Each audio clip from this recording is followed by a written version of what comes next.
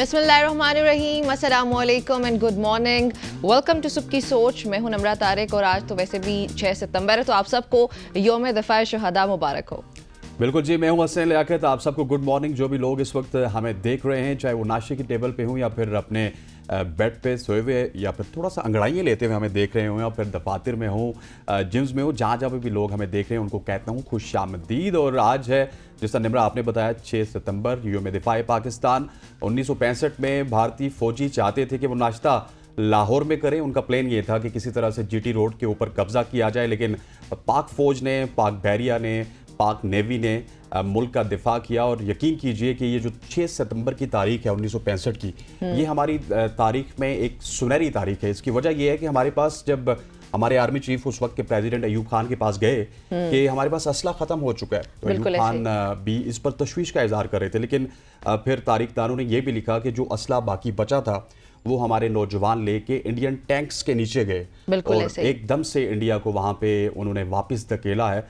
तो ये दिन आज हम मना रहे हैं। आप सबको ये दिन आज पाकिस्तान मुबारक भी हो। और ये दिन आज हम इसलिए मना रहे हैं ताकि जो हमारे शुहदा हैं, जो अपनी जान का नजराना पेश करके इस मुल्क की बका, सलामती और हिफाजत के लिए अज़्म का इजहार करते हैं और मज़ीद जज्बा देते हैं, तक़वियत फ़राहम करते हैं मज़ीद उन लोगों को जो हुब्बुल वतनी में अपनी जान का नजराना पेश करें। तो एटलीस्ट हम लोग उनकी जो कुर्बानियाँ हैं उनको मद्देनज़र रखते हुए, उनको अपने सीनों में हमेशा के लिए महफूज करते हुए इस दिन को सेलिब्रेट करते हैं। 6 सितंबर का ये दिन यौम दिफाए शुहदा को अकीदत और खराज तहसीन पेश करने के लिए मनाया जाता है। आज का दिन भी जो है वो इसका आगाज़ ही, अगर बात करें तो कौमी सतह पर इसका आगाज़ उन शुहदा को तोपों की सलामी के साथ हुआ और मज़ीद अभी सेलिब्रेशंस पूरे दिन जारी रहेंगी। ABN न्यूज़ भी अपनी सेलिब्रेशंस को जारी रखेगा। आप सब ने मिल के यौम दिफाए शुहदा को हमारे साथ मनाना है। अभी 2 घंटे का हमारा साथ होगा, फिर उसके बाद न्यूज़ डिपार्टमेंट के हवाले करके चले जाएंगे हम आपको।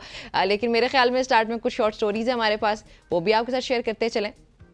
वफाकी दारुल हुकूमत की अगर बात की जाए, वहाँ से एक खबर है ना, आई नो कि आपको भी पता है, वो खबर आप शेयर करेंगे या मैं करूँ? जी प्लीज़। चलें जी, मैं कर लेती हूँ। वफाकी दारुल हुकूमत में बेनज़ीर इनकम सपोर्ट प्रोग्राम और वज़ीर आज़म मुफ्त आटा स्कीम से मुतालिक हैरान कुन इंकशाफात हुए हैं कुछ।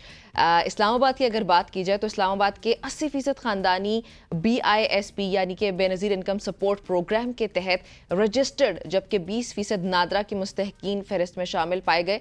जो मरदमशुमारी है उसके मुताबिक इस्लामाबाद के 4,11,000 ख़ानदानों की निस्बत 5,88,000 को मुफ्त आटा दिया गया, जिसने हुकूमती आदाद शुमार पर सवालिया निशान लगा दिया। बिल्कुल ऐसे निम्रा, जिस तरह निम्रा आप बता रही हैं, आज 6 सितंबर का दिन है, लेकिन जो हमारी पहली स्टोरी है वो बेनज़ीर इनकम सपोर्ट प्रोग्राम के हवाले से है। ये programme state of the art programme है, हम मानते हैं इस पे जो मुस्तहिकीन है उन तक ये पहुंचता है, लेकिन इस पे भी हम करप्शन कर रहे हैं। इस पे भी जहाँ पे 4 लाख बंदों का जाना चाहिए था, तमाम तर जो उनका सपोर्ट प्रोग्राम होता है, उनको मेरा ख्याल है पैसे मिलते हैं। अच्छा, वैसे इस्लामाबाद की आवाम भी हसनैन इतनी ज़्यादा अमीर हो गई है। सबसे बड़ा सवालिया निशान तो ये है, पूरी दुनिया की जो आप कह सकते हैं कि कंसंट्रेटेड है ना मनी, जो वो इस्लामाबाद में है। सबसे एलीट, अपर एलीट हमारे पास यहाँ इस्लामाबाद में रहती है। तो इस्लामाबाद कब से इतना गरीब हो गया? वैसे नहीं, वैसे बहुत सारे लोग हैं, आप आगे पीछे जाएंगे तो बहुत सारे लोग ऐसे हैं जो मुस्तहिकीन हैं। दीगर शहरों के निस्बत इतना ज़्यादा हो गया। एग्जैक्टली ये है। और वैसे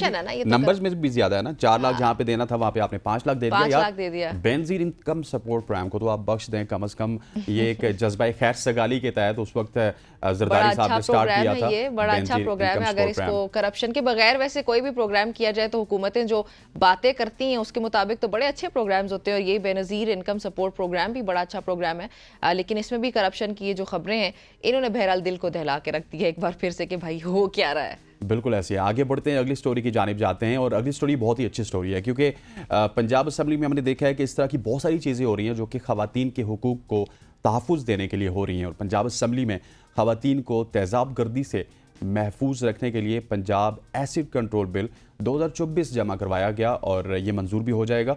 बिल के मुताबिक तेज़ाब फ़रोख्त करने वाले जो लाइसेंस हासिल करना उनके लिए लाजमी होगा, जो मुतल्लिका ज़िले के डिप्टी कमिश्नर के तहत जारी किया जाएगा। और ये लाइसेंस 2 साल के लिए कारामद होगा। बिल का मकसद तेज़ाब की खरीद फरोख्त को मुनज़्ज़म करना है ताकि तेज़ाबी हमलों से जान छूट सके, उनकी रोकथाम के लिए इकदाम किया जा सके। और बिल की मंजूरी के बाद इसको फ़ौरन पंजाब में नाफिज कर दिया जाएगा और ये बिल बहुत ही अच्छा है हमारी बहुत अच्छा खवातीन बिल के है लिए, ये वाकई। क्योंकि आए दिन हम शहरों में तो नहीं लेकिन देहातों में, गाँव से, दूर दराज के इलाकों से इस तरह की खबरें हमें मौसूल होती हैं कि खवातीन के ऊपर तेजाब फेंक दिया गया और वो झुलस गई। और ये ज़्यादातर केसेस हस्ते हैं, आपने देखा होगा कि किसी ना किसी वन साइडेड लव स्टोरी की वजह से आते हैं। हम देखते हैं कि जो लड़के होते हैं वो इस तरह कर देते हैं कि अगर लड़की उनको इनकार कर देती है तो वो ख्वातीन को फिर तेज़ाब फेंक कर उनको झुलसाने की कोशिश की जाती है, जलाने की कोशिश की जाती है।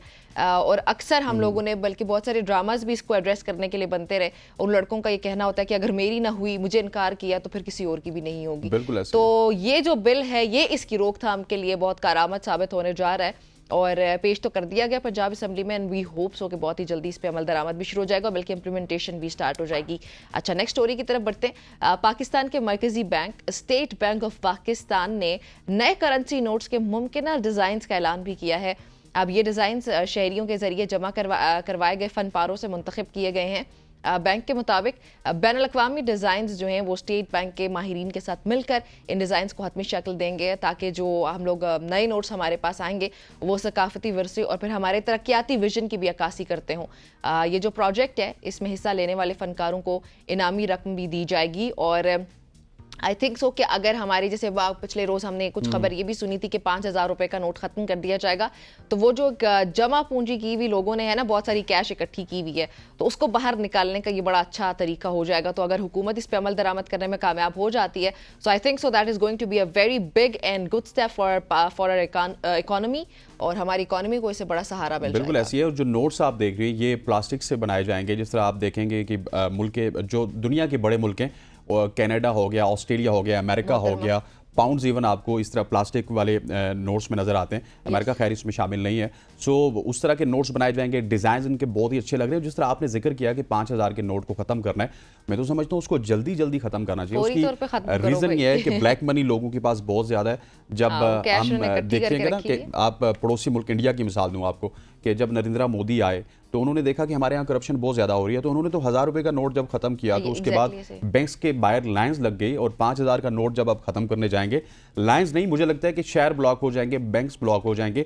आपका जो अल्टीमेट नोट है वो 500 होना चाहिए। और ज़्यादातर जिन लोगों के पास ब्लैक मनी होती है वो उसको कैश की सूरत में ही रखते हैं, क्योंकि बैंक उस तरह से सेफ नहीं होता आपके पास। तो कैश को बाहर निकालने का ये बड़ा अच्छा फैसला हो जाता है। अगर ये अच्छा, वैसे नून लीग की गवर्नमेंट या जो हमारी पीडीएम की अभी गवर्नमेंट चल रही है, इनके लिए बहुत बड़ी जीत हो जाएगी अगर ये कामयाब हो जाते हैं नए नोट्स इंट्रोड्यूस कराने में या फिर 5,000 का नोट खत्म करने में। अच्छा, इस पे मुझे लगता नहीं है कि 5,000 का नोट खत्म, मुझे भी जाहिर है जो एक तरह से आप उसको माफिया कहें वो होने नहीं देंगे। माफिया ऊपर भी बैठा हुआ है, माफिया ऊपर बैठा है, वो कैश वाला माफिया आपको इतनी जल्दी ये करने नहीं देगा। इसीलिए मैंने कहा ना कि अगर हुकूमत कर लेती है तो ये हुकूमत के लिए बहुत बड़ी जीत होगी। एग्जैक्टली। आगे बढ़ते हैं, हमारे ओपिनियंस है जी। एग्जैक्टली, अगली स्टोरी की जानिब जाते हैं जो कि बड़ी जबरदस्त स्टोरी है। शमाली वजीरिस्तान की शिवा फील्ड में 351.2 बिलियन मुकफ़िट गैस के वसी ज़खायर दरियाफ्त किए गए हैं, जो कि मुल्की तवानाई बहरान में एक नई उम्मीद की किरण ज़रूर है। शिवा में जो गैस के ज़खायर हैं ये 2 कुओं से निकलेंगे, जो कि यूमिया 70 मुकफ़िट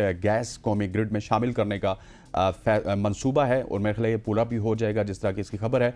और ये मुल्की पैदावार का 3% तक इजाफा करेगा। और इस इकदाम से एक तो फ़ायदा होने वाला है हमें कि जो महंगी दरामदी गैस हम मंगवाते हैं, जो हम यहाँ पे इंपोर्ट करते हैं, उस पर हमारा इंसार बहुत ज़्यादा कम हो जाएगा। और साथ साथ ज़ेर मुबादला के ज़खायर में भी इस्तेहकाम आएगा। शमाली वज़ीरिस्तान में इस तरह के गैस के ज़खायर निकलना शमाली वज़ीरिस्तान के लिए बहुत अच्छा है। और मैं समझता हूँ कि हमारे जहाँ से ज़खायर निकलते हैं सबसे पहले उन लोगों को आपको अकोमोडेट करना चाहिए। सबसे पहले वज़ीरिस्तान के लोगों को अकोमोडेट कीजिए, क्योंकि हमारी जहाँ से गैस आती है सुई के हालात इतने अच्छे नहीं हैं। तो मैं समझता हूँ कि यहाँ पे हमें उस तरह के हालात नहीं करने चाहिए। सबसे पहले वज़ीरिस्तान वालों का हक है, उस गैस को यूज़ कीजिए और जब वो आपके पास बच जाए तो उसको कौमी ख़जाने में शामिल कीजिए। हमारे पास बहुत कुदरती वसाइल हैं, अगर उनका सही इस्तेमाल, जो हमने प्रोग्राम के स्टार्ट में कहा था कि अगर प्रोग्राम्स भी बहुत हैं, हमारे पास वसाइल भी बहुत हैं, अगर उनका सही इस्तेमाल नेकनीयती के साथ कर लिया जाए तो हमारे मुल्क के ज़्यादातर मसाइल इस मुल्क के अंदर रहते हुए ही बगैर किसी के आगे हाथ फैलाए कुछ मांगे हल किए जा सकते हैं। और गुर्बत को भी ख़त्म किया जा सकता है बहुत ज़्यादा हद तक, अगर नेकनीयती बस सिर्फ शामिल हो जाए। खैर, आगे बढ़ते एक और स्टोरी भी है कुछ इंटरनेशनल लेवल पे। امریکی سیاست کا جو میدان ہے وہ انتہائی اس وقت گرم ہے. سابق صدر جنرل ڈونلڈ ٹرمپ انہوں نے اسرائیل پر 7 اکتوبر کے حملے کو اپنی خارجہ پالیسی سے جوڑتے ہوئے دعویٰ کیا کہ اگر وہ صدر ہوتے تو نہ یوکرین اور روس کی جنگ ہوتی اور نہ ہی ایران کو دہشت گرد تنظیموں کی مدد ملتی. سخت بارڈر پالیسی اور ایران کی معیشت کو تباہ کرنے کا کریڈٹ لیتے ہوئے انہوں نے ساتھ یہ بھی کہا کہ اپنی گھنٹی بجائیے بلکہ انہوں نے اپنی واپسی سے متعلق، جبکہ جو نومبر میں صدارتی انتخابات عالمی سیاست میں ہلچل اس وقت مچانے کو تیار ہیں. مزید بھی بہت ساری خبریں آ رہی ہے ڈونلڈ ٹرمپ سے متعلق، تو دیکھتے ہیں کہ ابھی ہونے کیا جا رہا ہے. جو کچھ بھی ہوگا وہ پھر پاکستان پہ یا دیگر ممالک میں کس طرح سے اس کا اثر پڑتا ہے. ہزاروں خواہشیں ایسی کہ ہر خواہش پہ دم نکلے. مجھے لگتا ہے کہ ڈونلڈ ٹرمپ کیا ان سے اوپر والے بھی ہوتے تو اسرائیل پہ حملہ اور فلسطین پہ حملہ وہ نہیں روک سکتے تھے، کیونکہ یہ تو ابھی الیکشن مہم ہے، وہاں پہ ایک بہت زیادہ اس طرح کی چیزیں ہو رہی ہیں. اچھا، غزہ میں جاری اسرائیلی حملوں کے حوالے سے ہمارے پاس بہت ساری ایسی ویڈیوز ہیں، دل خراش ویڈیوز بھی ہیں، لیکن کچھ ایسی ویڈیوز بھی ہیں جن کو دیکھ کے ہمیں امید کی ایک کرن نظر آتی ہے. غزہ میں جاری اسرائیلی حملوں کے دوران ایک معصوم بچی عارضی کیمپ میں موجود ایک شیرخوار کو تسلی دیتے ہوئے نظر آئی. اور عارضی کیمپ میں جو بات کی جائے وسائل کی تو وہ بہت ہی زیادہ محدود وسائل ہیں. ان حالات کی جو سنگینی ہے اس کو یہ ظاہر کرتے ہیں جس میں یہ خاندان رہنے پر مجبور ہیں، مگر اس بچی کا اپنی معصومیت کے ساتھ دوسروں کا خیال رکھنا امید کی ایک کرن ہے. یہ آپ اس وقت دیکھ بھی رہے ہوں گے کہ وہ کس معصومیت کے ساتھ ایک شیرخوار بچی کا خیال رکھ بچے ہیں اور انہوں نے اتنی زیادہ مشکلات دیکھ لی ہیں کہ اب وہ میچور ہو چکے ہیں. آپ کہہ سکتے ہیں کہ وہ جو پری میچور کا ایک ٹرم یوز کیا جاتا ہے وہ ان بچوں کے لیے ہے، اور یہ خوبصورتی سے ایک دوسرے کا سہارا، چھوٹے چھوٹے بچے بنے ہوئے ہیں. And that's very beautiful. یہ کچھ شارٹ سٹوریز تھیں جو ہم نے آپ کے ساتھ شیئر کر لیں. ابھی ہم بڑھیں گے اپنے سیکنڈ سیگمنٹ کی طرف، لیکن یہاں پہ ہمیں ایک بریک شامل کرنی پڑے گی، اور بریک تبھی شامل کریں گے اگر آپ سب پرومس کرتے ہیں کہ آپ ہمارے ساتھ رہیں گے. بریک لیتے ہیں.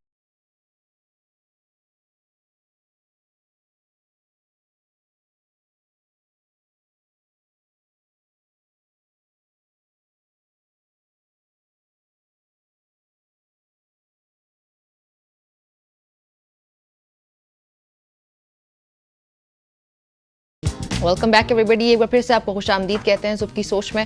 حسنین، آپ کا پاسپورٹ بن گیا؟ ہاں، پاسپورٹ بن گیا، وزٹس ہو گئے، سب کچھ ہو گیا.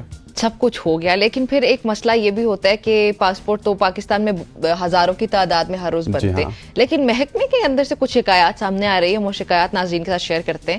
شکایات یہ ہیں جی کہ پاکستان کے محکمہ امیگریشن اینڈ پاسپورٹ کے 47 ممالک میں مشنز گزشتہ 3 سال سے شدید مالی بحران کا شکار ہیں، جس وجہ سے جو عملہ ہے، جو کام کرنے والے لوگ، ان کو تنخواہوں کی عدم ادائیگی سمیت کئی انتظامی امور جو ہیں ان میں بھی شدید مشکلات کا سامنا ہے.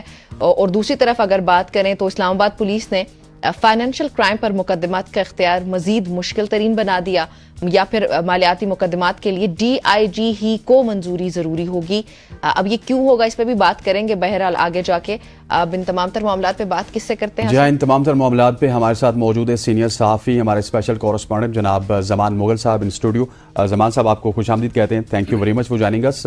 یہ بتائیے گا کہ یہ کیا کچھ چل رہا ہے ہمارے پاسپورٹ ڈپارٹمنٹ، امیگریشن ڈپارٹمنٹ، جو کہ بڑا امپورٹنٹ ڈپارٹمنٹ ہے، ان کے پاس تنخواہیں دینے کے لیے پیسے بھی نہیں ہیں. Thank you very much. سب سے پہلے میں اس کو تھوڑا سا سینیریو کو پیچھے لے کے جاؤں گا.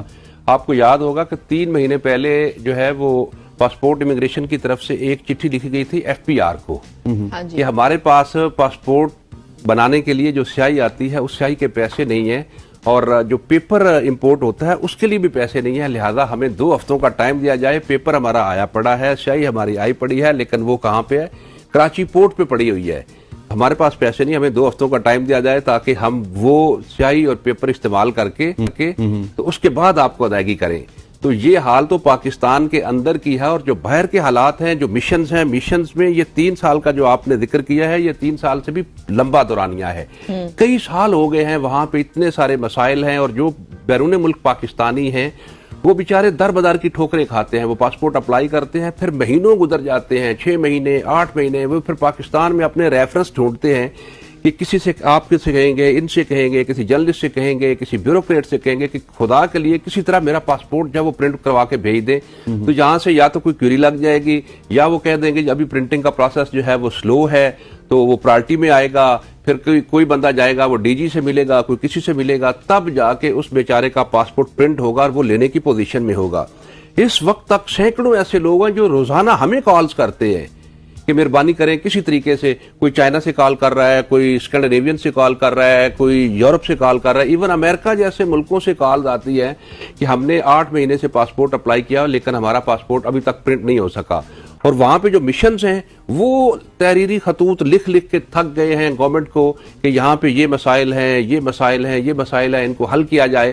لیکن گورنمنٹ جو ہے اس کے پاس بھی کچھ نہیں ہے, کیونکہ بدقسمتی سے ہمارے ملک میں جو پالیسیاں ہیں وہ پالیسیاں کوئی لمبی ہوتی نہیں ہیں. دیگر ممالک ہیں, اگر آپ ترقی یافتہ ممالک کو دیکھتے ہیں تو وہ جو پالیسی بناتے ہیں گورنمنٹیں تبدیل ہو جاتی ہیں لیکن پالیسیاں اسی طرح چلتی ہیں. ہمارے ہاں جو گورنمنٹ آتی ہے وہ اپنی پالیسی لے کے آتی ہے اور وہ 2.5-3 سال بعد جب رخصت ہوتی ہے تو وہ ساتھ ہی جو پالیسیاں بھی ختم ہو جاتی ہے. اور جب اس کے بعد تو یہ مسئلہ ہو گیا نا کہ پالیسیز کے اوپر کوئی عمل درآمد نہیں کرتا, نئی حکومت کے ساتھ نئی لوگ آتے ہیں, نئی پالیسیز بھی آتی ہیں, عمل درآمد کرنا اس لیے مشکل ہو جاتا ہے لمبے عرصے کے لیے. لیکن یہ فنڈز کہاں جاتے ہیں؟ ہمارا محکمہ اگر اتنا بدحالی کا شکار ہو گیا, کیا وجوہات ہیں, وہ فنڈز اب کہاں جا رہے ہیں؟ ہاں, اس پہ میں آپ کو ایک بڑی دلچسپ اگزامپل دوں گا کہ جب جنرل پرویز مشرف صاحب تھے نا تو اس وقت انہوں نے کہا تھا کہ جی یہ ہم نے جو فنڈز ہے نا اس کا طریقہ کار شفاف بنانا ہے, لہذا جو قومی اسمبلی ہے, جو ممبر نیشنل اسمبلی ہے, ان کا کام ہے لیجسلیشن کرنا, لہذا یہ لیجسلیشن کریں گے اور جو ڈیولپمنٹ کے فنڈز ہیں وہ جائیں گے ناظم کے پاس. اچھا. اور اللہ ماشاءاللہ چند لوگوں کو چھوڑ کے ہمارے سارے ایم این اے جو ہے انہوں نے جا کے ناظم کا الیکشن لڑ لیا تھا. کیوں؟ کہ ہم نے وہی فنڈ دینے ہیں. تو آپ اس سے اندازہ لگا سکتے ہیں کہ ہمارے فنڈز کہاں جاتے ہیں. فنڈز کہاں جاتے ہیں. اچھا سر, یہ بتائیے گا کہ پاکستان کی اگر بات کی جائے, پاکستان میں تو پاسپورٹ روز ہی بنتے ہیں, ہزاروں کی تعداد میں بنتے ہوں گے, لیکن کیا وجہ ہے کہ جن ممالک سے ہمیں زیر مبادلہ آ رہا ہے, ریمیٹنس آ رہی ہے, ان ممالک میں اس طرح کے حالات ہو چکے ہیں پاسپورٹ سینٹرز کے یا امیگریشن سینٹرز کے؟ اس میں کوئی شک نہیں ہے, چونکہ میں نے پہلے عرض کیا نا کہ ہماری پالیسیاں اس طرح کی ہیں. آپ جائیں جو دیگر ممالک ہیں وہاں پہ جو پاکستانی مشنز ہیں ان کی پرائرٹیز بھی اور ہیں.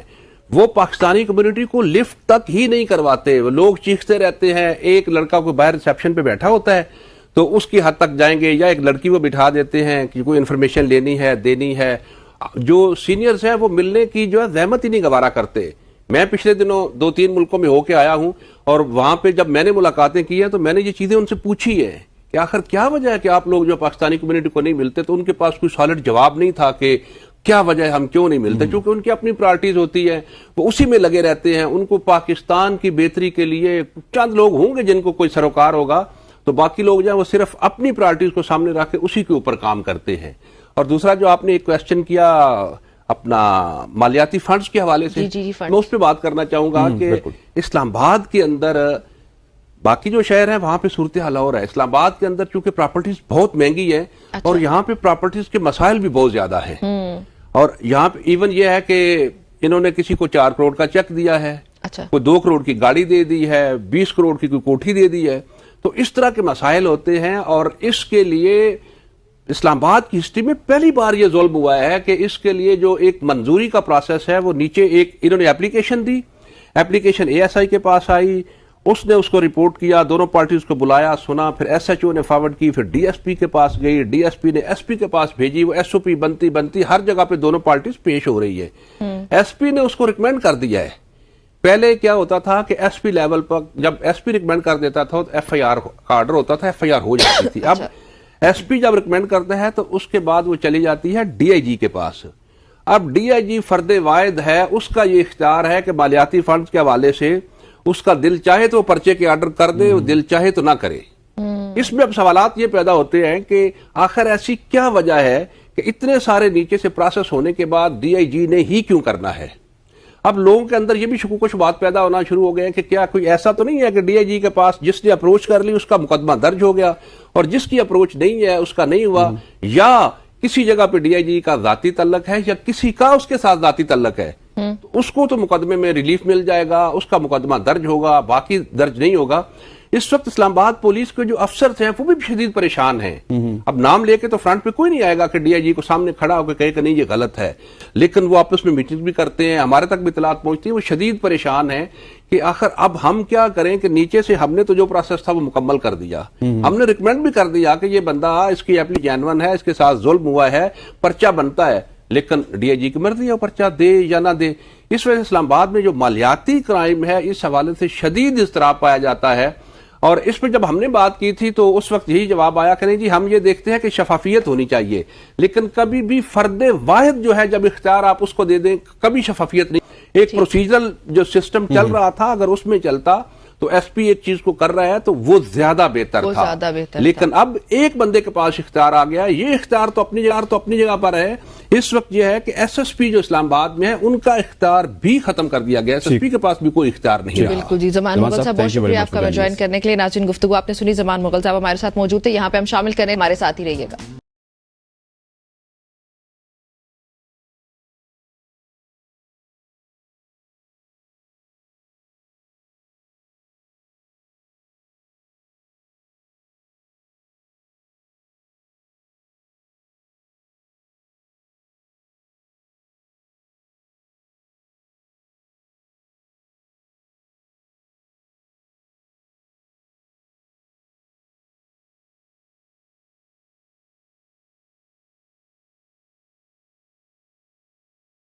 Welcome back to show. اب ملکی سیاست کی بات کریں تو سب سے پہلے پاکستان تحریک انصاف کے جلسے کی بات کریں گے جو کہ ایک معمہ بن چکا ہے. جب بھی اسلام آباد میں پاکستان تحریک انصاف کے جلسے کی بات ہوتی ہے تو کچھ این او سی کے مسائل ہوتے ہیں.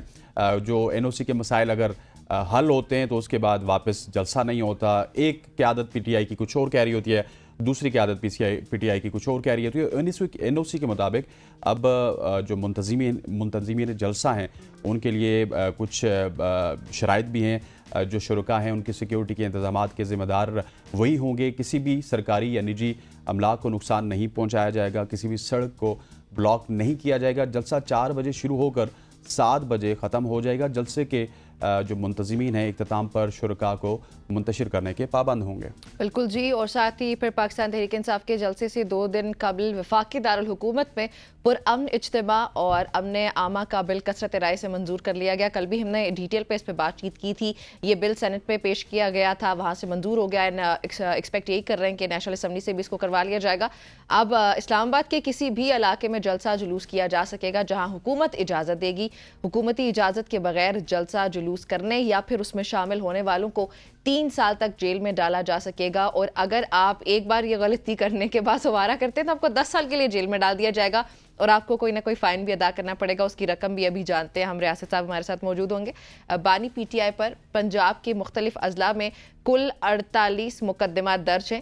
عمران خان کے خلاف ایف آئی اے میں ایک اور اینٹی کرپشن پنجاب میں جو ہے وہ انکوائریز ویسے بھی زیر التوا ہی ہیں.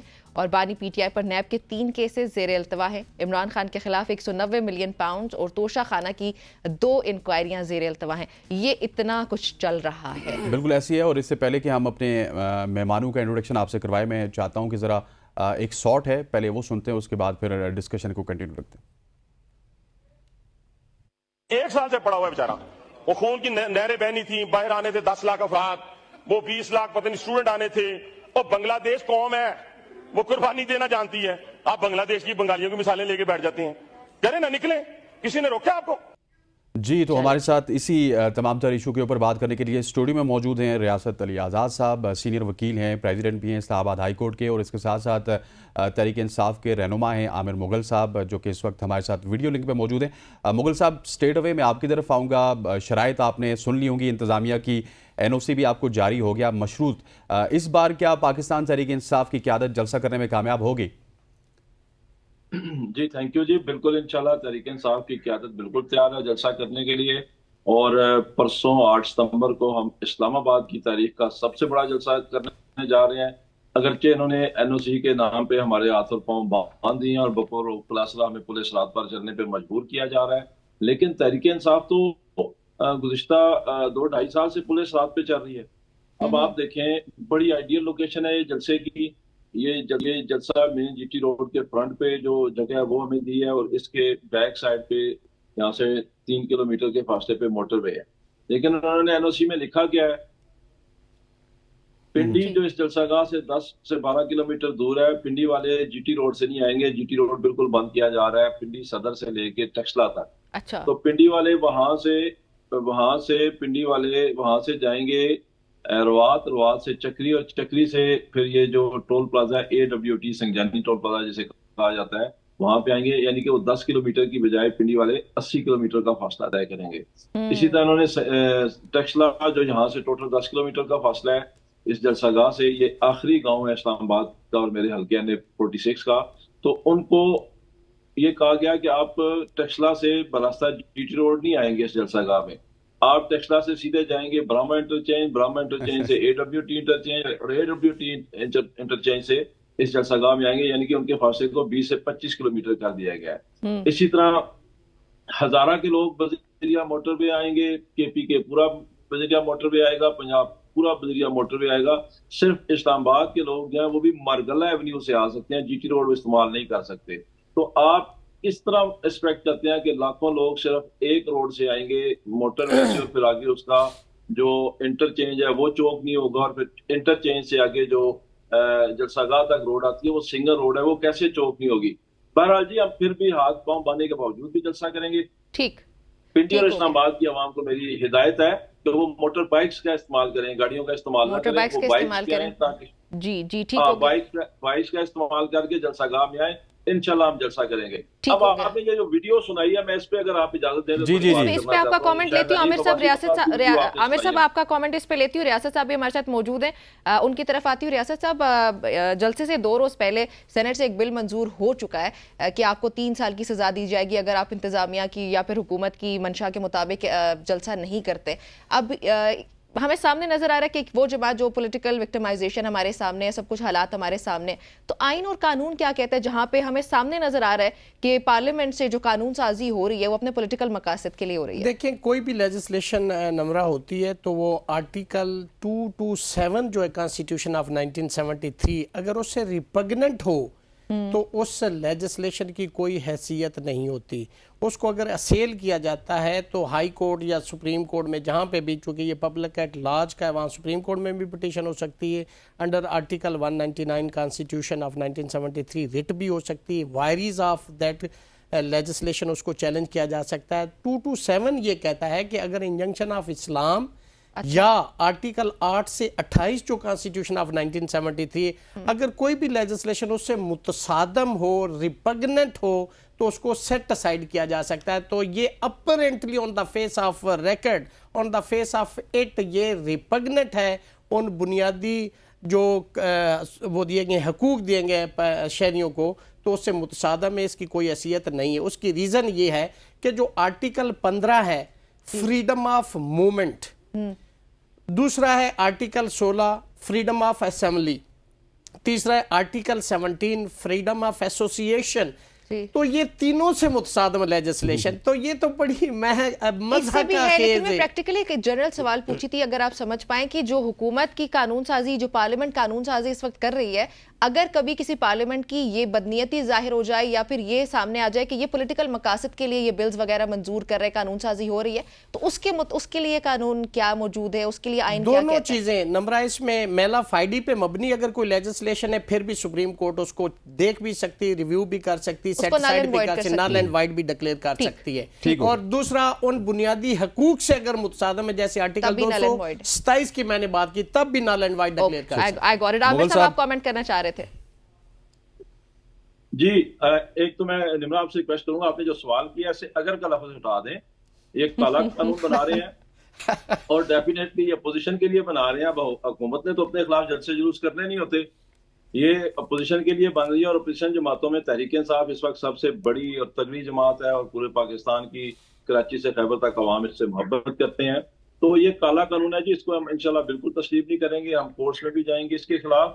اور اگر یہ 3 سال چھوڑ کے 10 سال چھوڑ کے 100 سال کے لیے بھی ہمیں قید کریں، ہم عوام کے حقوق سے پیچھے نہیں ہٹیں گے، عمران خان کی رہائی کے مطالبے سے پیچھے نہیں ہٹیں گے، اور آزاد عدلیہ کے حفاظت سے ہم بالکل پیچھے نہیں ہٹیں گے. آپ نے جو کلپ سنایا تھا کہ حنیف عباسی صاحب اس قوم کو اور پوری یوتھ کی غیرت کو للکار رہے ہیں کہ تمہارا لیڈر گرفتار ہے، تم کیوں باہر نہیں نکلتے، تمہارے اندر اتحاد نہیں ہے. بنگلہ دیش کی عوام بڑی غیرت مند تھی، وہ نکل آئی. تو یہ تو خیر حنیف عباسی صاحب پوری قوم آپ کو جواب دے گی انشاءاللہ اس کا. میں اپنی قوم سے مخاطب ہوں، اپنی یوتھ سے مخاطب ہوں کہ یہ سارے حنیف عباسی جو ہیں جو مسلط ہیں، کیونکہ جتنے بھی اس اسمبلی میں بیٹھے ہوئے ہیں فارم 47 کے ایم این اے وہ حنیف عباسی کی طرح ناجائز ایم این اے ہیں، یہ سارے ہی حنیف عباسی ہیں. تو یہ روزانہ بجلی کا بل مہنگا کر کے آپ کی غیرت کو للکارتے ہیں، یہ گیس مہنگا کر کے آپ کی غیرت کو للکارتے ہیں، یہ آٹا مہنگا کر کے آپ کی غیرت کو للکارتے ہیں، یہ چینی مہنگی کر کے آپ کی غیرت کو للکارتے ہیں، اور یہ عمران خان کو آپ کے لیڈر کو جیل میں ڈال کے بھی آپ کی غیرت کو للکار رہے ہیں. تو ان حنیف عباسیوں کو یہ عوام جواب ضرور دے گی، اور یہ حنیف عباسی جتنے بھی ہیں ناجائز میں نے یہ ڈرے اس وقت سے. یہ عوام نکلے گی، یہ اسٹوڈنٹ نکلیں گے، یہ یوتھ نکلے گی اور ان کو خس و خشاک کی طرح بہا کے لے جائے گی. ہم جو پرسوں کا جلسہ کرنے جا رہے ہیں 8 ستمبر کا، اس کے 3 بڑے مقاصد ہیں، پوری قوم کے ذہن میں ہونے چاہیے. یہ اس کا پہلا اور بڑا مقصد عمران خان کی رہائی اور اسے دوبارہ وزیر اعظم بنانا ہے. اس کا دوسرا اور بڑا مقصد مہنگائی کی ذمہ دار اس ناجائز مینڈیٹ لوٹنے والی حکومت سے چھٹکارا پانا ہے، اور اس کا تیسرا مقصد آزاد عدلیہ کی حفاظت ہے.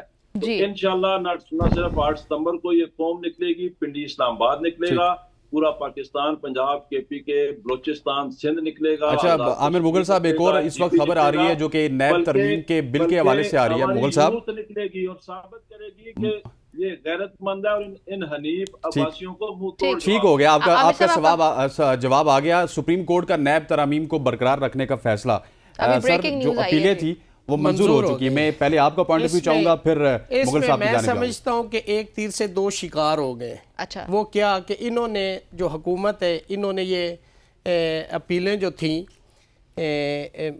کی ہوئی تھیں نیچے کے فیصلے کے حوالے سے، چونکہ ترامیم حکومت نے کی تھی جب یہ پی ڈی ایم میں تھے، نیب کو انہوں نے امینڈ کیا تھا. اب وہ چونکہ فیصلہ اوپر عدالت نے یہ کرتے ہوئے نیچے کی جو ترامیم ہوئی تھی ان کو برقرار رکھا ہے جو انہوں نے کی تھی. اس میں کیا تھا کہ 50 کروڑ اماؤنٹ سے اگر لیس اماؤنٹ ہوگی تو نیب کی جورسڈکشن نہیں ہوگی.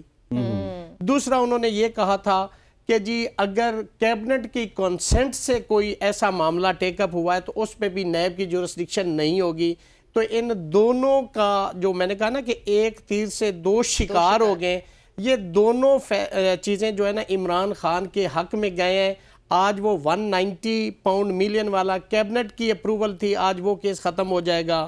دوسرا یہ کہ جو عمران خان کے خلاف توشہ خانہ 2 کیس بنا ہے وہ بھی آج ختم ہو جائے گا، چونکہ وہ 50 کروڑ والی جو شرط ہے اس سے یہ لیس ہے. تو اس سے فائدہ اس فیصلے سے میں سمجھتا ہوں کہ تحریک انصاف کو ہوگا.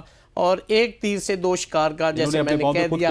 آپ دیکھیں اصل میں بدقسمتی ایسی ہے کہ میں معذرت کے ساتھ اپنے مسلم لیگ نون والوں سے کہ یہ جو بھی قانون بناتے ہیں نا بعد میں انہی کے گھاٹے پیٹ ہو جاتا ہے. مجھے اس نے اتفاق ہے، اللہ بہتر جانتا ہے. دیکھیں جیسے میں نے پہلے کہا تھا نا کہ اگر آپ سیاسی مقاصد کے لیے قانون سازی کرتے ہیں تو وہ کہیں نہ کہیں بعد میں آ کے آپ کے گلے آ ہی جاتی ہے. چاہے آج جو لیجسلیشن کر رہے ہیں نا 3 سال والی، یہ 2 مہینے 4 کی یا جتنی بھی ہے، یہ اس کے اندر اس کا فیصلہ بھی ہو جانا. اور کل کو ممکن ہے جو آج اقتدار میں وہ اپوزیشن میں ہو، جو اپوزیشن میں وہ اقتدار میں. تو پولیٹیکل لوگوں کو ایسی لیجسلیشن کرنی ہی نہیں چاہیے، ایک دوسرے کو وکٹمائز کرنا ہی نہیں چاہیے کہ بائی وچو آف لیجسلیشن آپ ایک پالیٹکس سے جمہوریت آپ چلنے دو، لوگوں کو میدان کے اندر فیصلہ کرنے دو، آپ بھی آؤ وہ بھی آئیں. ٹھیک ہو گیا. عامر صاحب آپ کی طرف آتے ہیں. نیب ترمیم کیس پہ فیصلہ 5-0 کے تناسب سے سنایا گیا ہے. اس فیصلے پہ آپ کیا کہیں گے؟ آپ کو کیا لگتا ہے کیا فرق پڑنے جا رہا ہے اس کی وجہ سے؟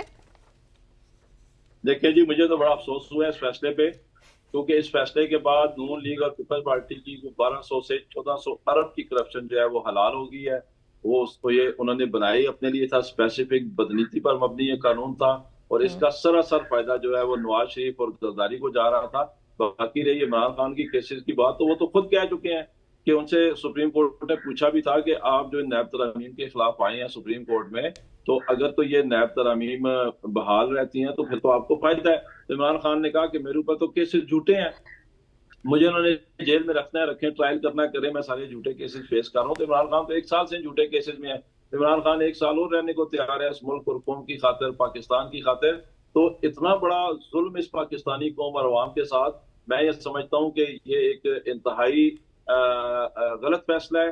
اور اس فیصلے کی وجہ سے سپریم کورٹ نے جو نون لیگ اور پیپلز پارٹی کے جو لیڈران ہیں نواز شریف اور زرداری، ان کی 12 سے 1400 ارب کی کرپشن کو حلال کر دیا ہے. वो कौन सी महजब सोसाइटी में, महजब माशरे में इस तरह होता है कि कोई करप्शन करे और उसके बाद करप्शन करने के बाद 2 नंबर नाजायज तरीके से कौमी असेंबली में आए, वहां आके एक कानून बनाए कि चूंकि हमने करप्शन की है लिहाजा इतने पैसों पे तो करप्शन अगर हो तो वो केस चल ही नहीं सकता नैब में, और उसके खिलाफ इस कौम का, मुल्क का एक लीडर जाए और जाके वहां के कि मुझे ये करप्शन और ये एनआरओ और ये 2 नंबरी और ये मुख्य मकाम कबूल नहीं है, और सुप्रीम कोर्ट उसकी बात को रिजेक्ट करे। हालांकि उसको सबसे ज्यादा निशाना बनाया जा रहा है इमरान खान को झूठे केसेस में नैब के, लेकिन उसके बावजूद भी वो मुल्क और कौम की खातिर, इससे बड़ा और क्या सबूत है कि इमरान खान इस मुल्क का और इस कौम का सबसे बड़ा लीडर है कि उसने अपनी जात का फायदा नहीं सोचा, उसके बावजूद सुप्रीम कोर्ट ने उसकी बात नहीं सुनी और नैब तरामीम को बाहर रखा है। बहरहाल ये पाकिस्तान की तारीख का एक अफसोसनाक दिन है, लेकिन एक बात याद रखिएगा, जब भी इमरान खान इक़्तिदार में आएगा दोबारा, जब भी वो दोबारा पावर में आएगा तो वो इनको नहीं छोड़ेगा, इनसे इनकी सारी लूटी हुई दौलत पाकिस्तानी कौम की आमिर साहब, ये तो हमें पता है कि ये साइकिल चलता रहेगा, वो आपको नहीं आप छोड़ेंगे। रियासत साहब कुछ ऐड करना चाहते थे? देखिए, सुप्रीम कोर्ट का फैसला है। देखिए, लेजिस्लेशन तो पार्लियामेंट का हक है, ये रेगुलर लेजिस्लेशन थी, इसलिए सुप्रीम कोर्ट ने उसको अपहेल्ड किया। आज भी जैसे इनके बहुत सारे केसेस ऐसे लाज बना रहे हैं जिसको सुप्रीम कोर्ट सेट असाइड कर देगी अगर वो मेला फाइडी पे मबनी होंगे, तो ये उनके लिए फिर से ये आ जाएगा कि अगर वो एक जायज़ थी रेगुलर लेजिस्लेशन, उसको उन्होंने लेजिटिमेट करार दिया है सुप्रीम कोर्ट ने आज, तो आज जो उनकी लेजिटिमेट को उसको अपहेल्ड करेंगे और जो गलत होगी उसको सेट साइड कर देंगे। फिर मुस्लिम लीग को भी, मुस्लिम लीग नून को भी इसके ऊपर इतराज नहीं होगा जो लेजिस्लेशन आजकल कर रहे। तो ये दोनों एस्पेक्ट्स को देखना है। लेकिन मैं समझता हूँ कि जो नैब है ना मुगल साहब, वो आज तक उसने कोई प्रोग्रेस नहीं दी। जितने उसके सालाना एक्सपेंडिचर्स थे उसके बराबर भी उन्होंने कोई रिकवरी नहीं की, तो वो एक पॉलिटिकल विक्टिमाइजेशन के लिए वो इदारा इस्तेमाल होता रहा है। उसी इदारे ने इमरान खान के लिए आके 426 जो सीआरपीसी की उसके अंदर कहा कि ये तो सस्पेंड होने वाली सजा है, और उन्होंने आगे बयान दे दिया। मियां नवाज शरीफ के केस में उसी प्रोसिक्यूटर ने आगे स्टेटमेंट दिया और उनको फारग करवा दिया। तो ये तो एक मिस यूज हो रहा था, गवर्नमेंट एक्सचेकर के ऊपर एक बोझ था। लेकिन जहां तक बाकी केसेस के जी इस लेजिस्लेशन से उनको फायदा हुआ है, तो ये नहीं हो गया कि वो घर चले गए। बाकी जो इदारे जिनकी जुरिस्डिक्शन बनती है वो उसकी कॉग्निजेंस लेंगे और उसके मुताबिक उसको प्रोसीड भी करेंगे। ठीक, मैं थोड़ा सा जी जरूर, आप वक्त का मैं ऐड कर दीजिएगा प्लीज, जल्दी से सर।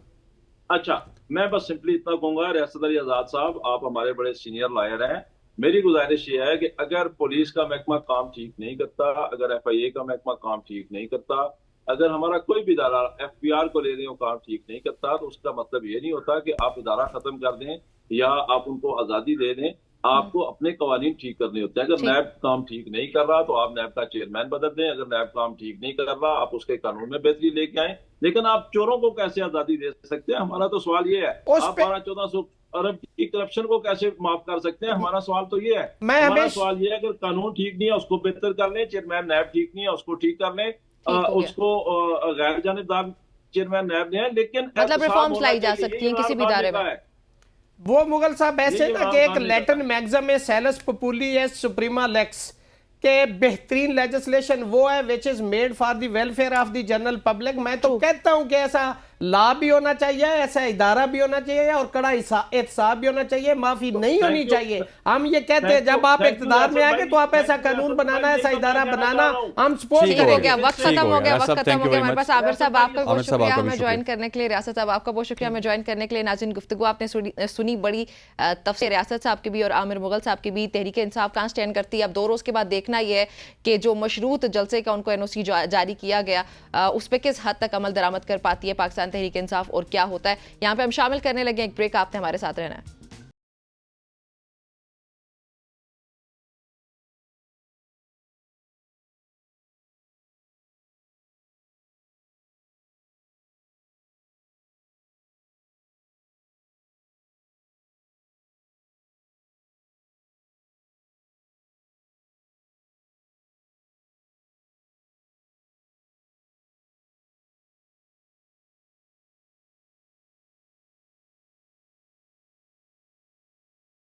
वेलकम बैक टू सुबह की सोच। अब हम 6 सितंबर की बात करेंगे। 6 सितंबर की सुबह जब सूरज की पहली किरणें हमारी सरजमीन पर गिरती हैं तो हम अपने मुल्क की तारीख के एक अहम लम्हे को خراج تحسین پیش کرتے ہیں جو ہمارے بہادر سپاہیوں کی قربانی، جرات اور لازوال عزم کی علامت ہے۔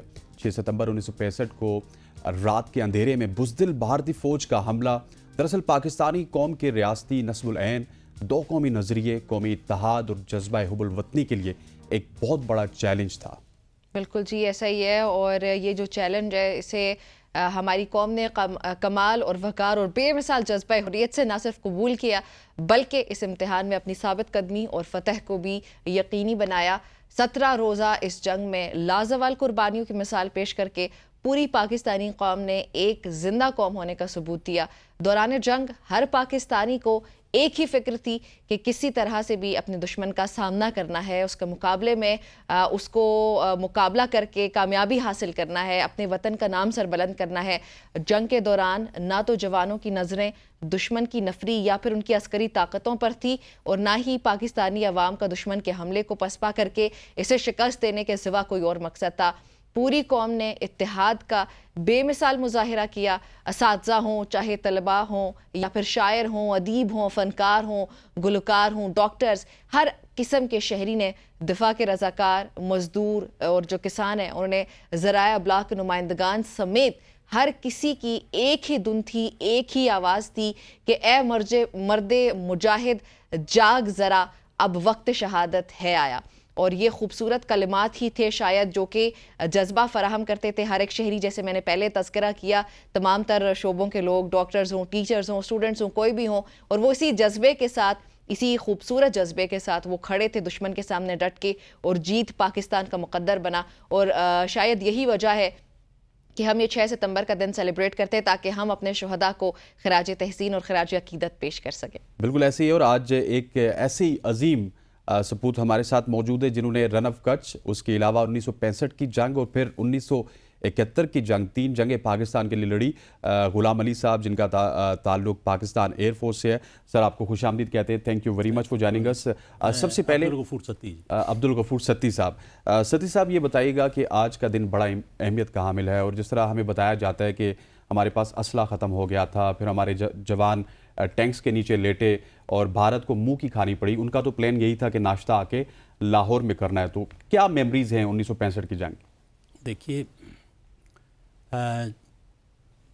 جب ایک قوم ایک چیلنج کو ایکسیپٹ کرتی ہے تو لامالا دفاعی فوج اس کا فرنٹ لائن ہوتی ہے، تو پوری قوم جو ہے وہ اس وقت متحد تھی، ایک جذبہ تھا، اور اس کے اندر تینوں جو ڈیفنس فورسز ہیں ان کا ہی بڑا اہم رول تھا۔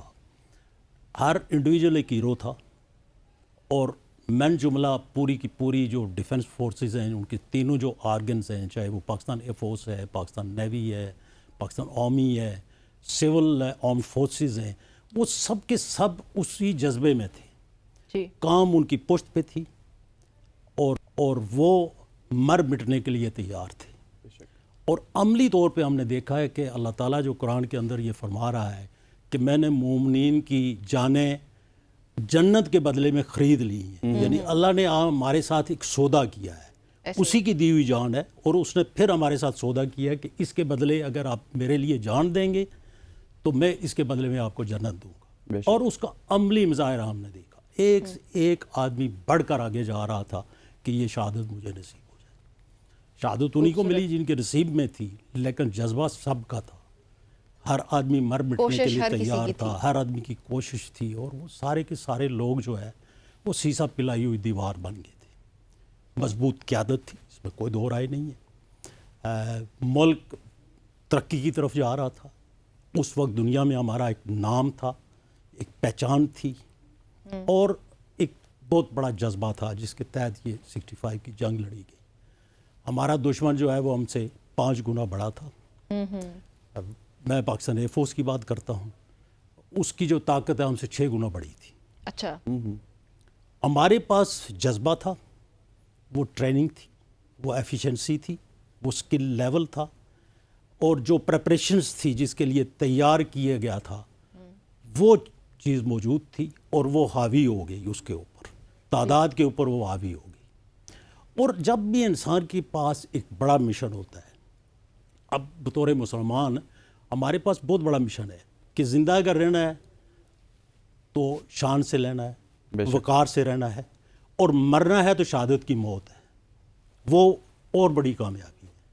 جب آپ کے ساتھ یہ چیزیں ٹریول کر رہی ہوتی ہے, آپ ان کے اندر گرے ہوتے ہیں, آپ کی سوچ یہی ہوتی ہے, آپ کا اڑنا بچھونا یہی چیزیں ہوتی ہیں, تو پھر آپ کو کوئی طاقت, کوئی قوت, کوئی پاور, کچھ بھی آپ کو شکست نہیں دے سکتا. بے شک, بالکل. جب آپ اس جذبے کے ساتھ آگے جاتے ہیں تو وہ فرد کے اندر تھا, من حیث القوم تھا, تینوں جو آرگنز اینڈ ڈیفنس فورسز کے ان کے اندر یہ موجود تھا, قیادت کے تھا, اور نیچے تک تھا, سب کے ساتھ تھا, اور شہریوں کے اندر بالکل کھڑے تھے. میں تو آنیسٹلی آپ کو بتاتا ہوں, چونکہ یہ دونوں جنگیں جو ہے نا میں نے 65 بھی اور 71 بھی سرگودا سے ہی لڑی ہے.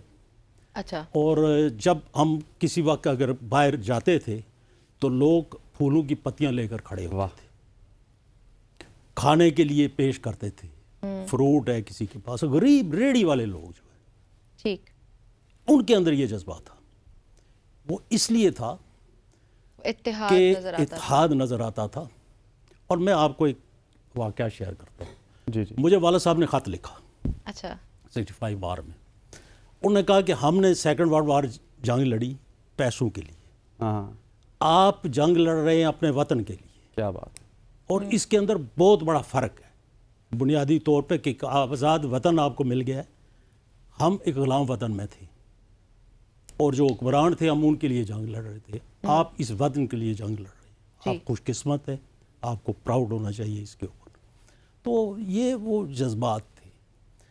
اس کے بعد پاکستان ایئر فورس کی میں بات کرتا ہوں کہ ایک پائلٹ آگے جانے کی کوشش کر رہا تھا کہ مجھے موقع ملے, میں آگے جاؤں, مجھے ایک موقع کیوں نہیں مل رہا. واہ. تو یہ وہ جذبہ تھا. 5-5 6-6 دن تک لوگ گھروں میں نہیں گئے, اور اس کے بعد ساتھ ان کی فیملی کی سپورٹ تھی. یہ نہیں ہے کہ وہ ایز اے انڈیویجول وہ کام کر رہے تھے, پوری فیملی تھی, پوری سوسائٹی تھی, پوری کمیونٹی تھی, جو قوم ایک تھی, اور وہ ان کی بیک پہ کھڑے تھے وہ لوگ سارے. تو اس جذبے کے ساتھ ہم نے 1965 کی وار لڑی, اور یہ جذبہ 1971 میں بھی کم نہیں تھا. وہی لوگ تھے جو 65 کے ہیروز تھے, وہ 71 کے بھی ہیروز ہیں, اس میں کوئی دو رائے نہیں ہے. بہت بڑے بڑے لوگ تھے وہاں. اللہ پاک نے مجھے موقع دیا کہ جتنے بھی 65 اور 71 کے ہیروز ہیں میکسیمم ان کے ساتھ مجھے کام کرنے کا موقع ملا. Very good.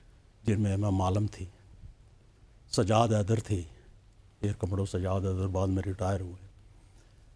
اس کے بعد عظیم داؤد پوتا تھے. میں ایک واقعہ آپ سے شیئر کرتا ہوں کہ 1965 وار میں یہ جو اسکواڈرن تھے عظیم داؤد پوتا, بعد میں وہ پی آئی کے چیئرمین بھی بنے, اور زمبابوے ایئر فورس بھی انہوں نے کھڑی کی, سندھ سے ان کا تعلق تھا. یہ جب واپس لینڈ ہوئے تو ہم نے جب جہاز ریسیو کیا تو ان کی جو گردن کی بیگ کے اوپر سے کاکپٹ جو ایکریلک کی ہوتی ہے اس کے اندر سے بلٹ پاس ہوئی, اور اس کا جو اسکریپ تھا وہ ان کے یہاں گرا ہوا تھا. اچھا. اور یہ اس وقت ڈائیو میں تھے تو یہ آگے تھے, چونکہ وہ اسٹریچ ہو جاتی ہے نا, جیسے آپ سیٹ بیلٹس ہوتی ہے تو وہ آگے اسٹریچ ہو جاتی ہے, ورنہ پار ہو جاتی ہے. ٹھیک. اور اس آدمی اس کانفیڈنس کے ساتھ وہ لینڈ ہوئے, کوئی پینک نہیں تھی, کوئی چیز نہیں تھی, اس قسم کے لوگ تھے. صحیح. پھر میں 71 وار کا ایک واقعہ کرتا ہوں کہ اسٹرائک مشن, جو پہلا اسٹرائک مشن ہوا, اس کو قیادت کر رہا تھا گروپ کیپٹن سجاد حیدر, وہی جو 65 کا ہیرو اسکواڈرن تھا. وہ اب پورے ونگ کی کمانڈ کر رہا تھا, سارے اسکواڈرن اس کے انڈر تھے, اور وہ جو ہے نا وہ کمانڈ کر رہا تھا. ایک واقعہ ہوتا ہے کہ ایک جہاز ڈاؤن ہو جاتا ہے. اچھا. ریڈیو کمیونیکیشن کی وجہ سے. تو وہاں سے وہ سینئر تھا, تو ایک جونیئر کو کہا گیا کہ آپ جہاز اس کو دے دیں اور آپ جو ہے نا رہ جائیں. اور میں آنیسٹلی بتاتا ہوں کہ میں اس فلائٹ لیفٹنٹ ینگ آدمی تھا, اس کے جذبات, اس کی آنکھوں میں آنسو تھے کہ مجھے کیوں محروم کیا جا رہا ہے. ہاں. اور وہاں پہ ونگ کمانڈر صاحب خود چلے گئے, اور وہاں پر وہ خود گروپ کیپٹن جو ہے نا وہ لیڈ کر رہے تھے, لیکن وہ چونکہ دوسرے پائلٹ کو جب دیا, جونیئر کو ریموو کیا کہ بھائی جہاز ہو گیا ہے, تو وہ رو رہے تھے. ٹھیک.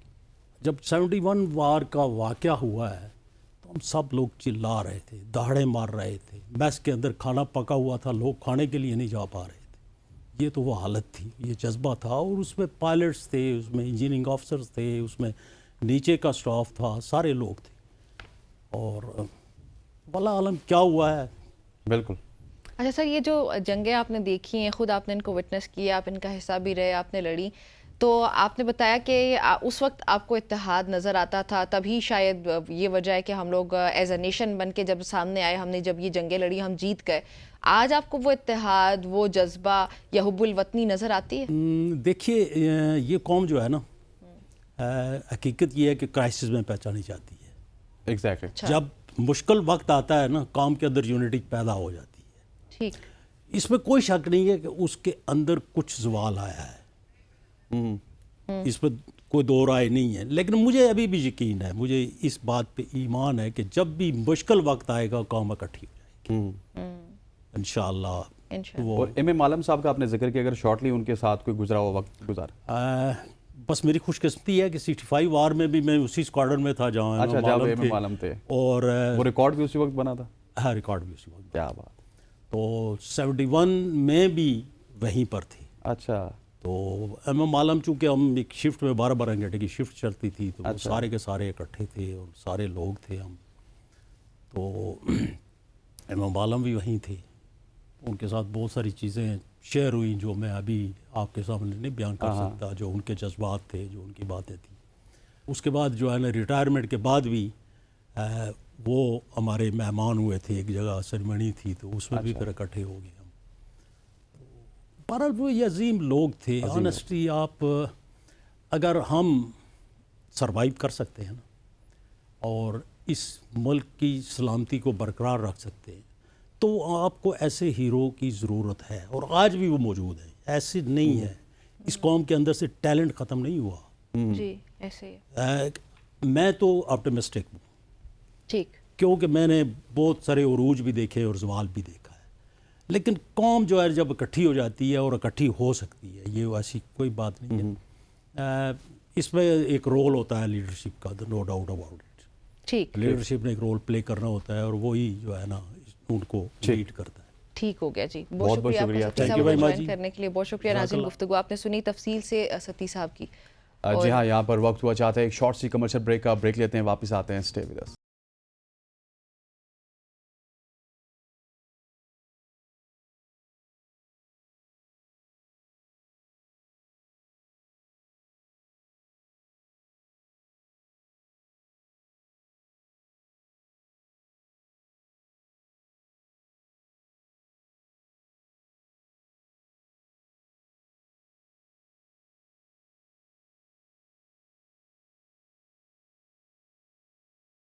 ویلکم بیک ٹو ایک بار پھر سے آپ کو خوش آمدید کہتے ہیں صبح کی سوچ میں. اور اس وقت ہمارے پاس ایک بریکنگ نیوز ہے, وہ آپ کے ساتھ شیئر کرتے ہیں, پھر سیگمنٹ کی طرف بڑھتے ہیں.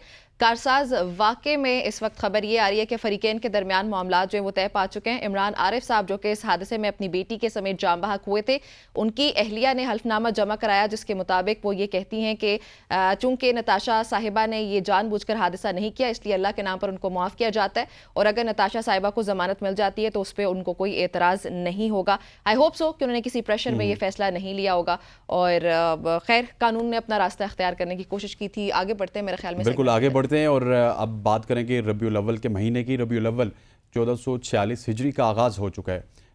اس پرمسرت مہینے کا آغاز ہر طرف خوشی کی لہر سے ہوا, اور رسول رحمت سید الاولین و آخرین امام الانبیاء محمد مصطفیٰ صلی اللہ علیہ وسلم کی ذات گرامی ایک ایسی کامل و اکمل اور عظیم ترین شخصیت ہے کہ آپ صلی اللہ علیہ وسلم کی جامعیت و کاملیت اور عالمگیریت نے کائنات کے ہر ذرے, ہر گوشے اور ہر شعبہ حیات کو متاثر کیا. عبادات ہوں یا پھر معاملات, اخلاقیات ہوں یا پھر معاشرت, عدالت ہو یا سیاست, ریاستی احکامات ہوں یا سفارتی تعلقات, جنگی تدابیر ہوں یا گھریلو مسائل, تمام میں رسول اللہ صلی اللہ علیہ وسلم کی ذات والا صفات کامل و اکمل نمونے کے طور پر سامنے آئی ہیں. رسول اللہ صلی اللہ علیہ وسلم کی سیرت طیبہ حیات انسانی کے تمام گوشوں پر محیط دکھائی دیتی ہے. عہد رسالت سے قبل کی حیات طیبہ میں آپ ایک امانت دار تاجر, بہترین شوہر, اچھے دوست, یتیموں کے دردمند تھے, بیواؤں اور مساکین کے غمخوار تھے, اور امانت و صداقت کے علمبردار نظر آتے تھے. تو وہیں बासत नबूवत के बाद एक अजीम शान दाई गज़वात और सरायात में एक ज़बरदस्त कमांडर और सिपा सालार, रियासत मदीना के मायनात सरबराह और एक कामयाब हज और एक कामयाब मुअल्लिम। बिल्कुल जी, ऐसा ही है। हमारे नबी के उनकी शान में हम जितनी बात करें वो कम ही होगी। और रबीउल अव्वल का चूँकि महीना है और अलामा असगर अस्करी साहब हमारे साथ मौजूद होंगे स्टूडियो में, और मौलाना रियासत अली हुसैन साहब ने भी हमें ज्वाइन किया है। उन दोनों को खुश आमदीद कहते हैं। रियासत साहब, आपसे आगाज़ करती हूँ। नबी करीम सल्लल्लाहु अलैहि वसल्लम और ख़ास तौर पर रबीउल अव्वल की बहुत अहमियत होती है, तो पहले तो ये जो लफ्ज़ है इसकी अहमियत बताएँ, फिर इस महीने की अहमियत और फजीलत क्या है, क्यों है, वो भी बताएँ।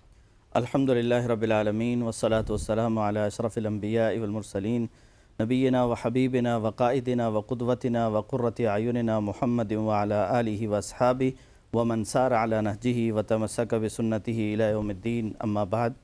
रबीउल अव्वल का महीना इस एतबार से बड़ी अहमियत का हामिल है कि इस महीने में नबी करीम सल्लल्लाहु अलैहि वसल्लम की बैसत हुई और इसी महीने में आप इस दुनिया से रुखसत भी हुए। और आप सल्लल्लाहु अलैहि वसल्लम की तशरीफ़ आवरी ये अल्लाह ताला का वो एहसान है। वैसे तो अल्लाह ताला के इंसानों पे बहुत सारे एहसानात हैं। कुरान मजीद में अल्लाह ताला फरमाते हैं, व इन तउद्दू निअमतल्लाहि ला तुहसूहा, अगर तुम अल्लाह की नेमतों को गिनना चाहो, शुमार करना चाहो, गिन नहीं सकते, शुमार नहीं कर सकते। लेकिन अल्लाह के रसूल की आमद और तशरीफ़ आवरी अहले ईमान के लिए इतना बड़ा अल्लाह का एहसान है कि अल्लाह ताला ने ख़ुद इस एहसान को जतलाया है। अल्लाह ताला ने कहीं ये नहीं एहसान जतलाया कि अल्लाह ताला ने तुम्हें जिस्म दिया है, तुम्हें जान दी है, तुम्हें माल दिया है, तुम्हें फ़लाँ चीज़ दी है, लेकिन नबी करीम सल्लल्लाहु अलैहि वसल्लम की तशरीफ़ आवरी और आपकी बैसत को अल्लाह ताला ने जतलाने के अंदाज़ में बयान किया और फरमाया, लक़द मन्नल्लाहु अलल मुअमिनीन, कि अल्लाह ताला ने अहले ईमान पर एहसान किया है, इस बअस फ़ीहिम रसूलन मिन अनफुसिहिम, कि जब उनके अंदर अल्लाह ताला ने रसूल सल्लल्लाहु अलैहि वसल्लम को मबूस फरमाया है। और आप सल्लल्लाहु अलैहि वसल्लम की बैसत, आपकी तशरीफ़ आवरी, ये तो तमाम के तमाम अम्बिया अलैहिमुस्सलाम से अल्लाह ताला ने ये अहद लिया था जब उन्हें आलम अरवाह में अल्लाह ताला ने उनकी रूहों से ये अहद लिया था, जैसे इंसानों से अहद लिया गया हर इंसान से कि तुमने किसकी इबादत करनी है, किसकी बंदगी करनी है। तो वहाँ पे इस बात की भी हमने गवाही दी थी कि